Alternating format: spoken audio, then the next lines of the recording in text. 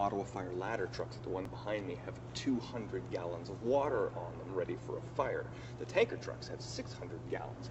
And with minus 26, minus 29 like it is today, it presents a bunch of new problems for firefighters to be aware of. The notion is that the tank of water, because we keep it in the fire station, keeps warm. It's not going to freeze. It's the volume of water.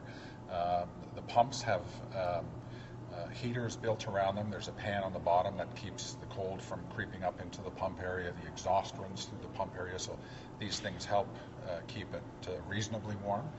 Having said that, there can be occasions where it's that cold and that with the wind chill factor where it could freeze if the pump remains inactive and outdoors for a prolonged period of time. But typically we keep water flowing. When we get to a scene, the pump operator will make water flow from the tank to the pump, back to the tank, just to keep the flow of water.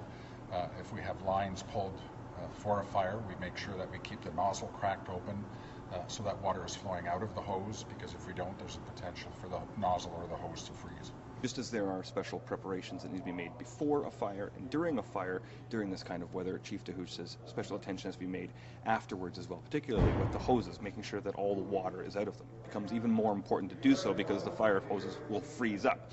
So they will make sure that they're drained. They will try to roll them up. If they can't, they'll bring along a big truck, a dump truck or a cube truck, and they'll put the hoses into the back of the truck and then bring them back here to the station and roll them up once they're dry. In Ottawa, Doug Hempstead for Sun News.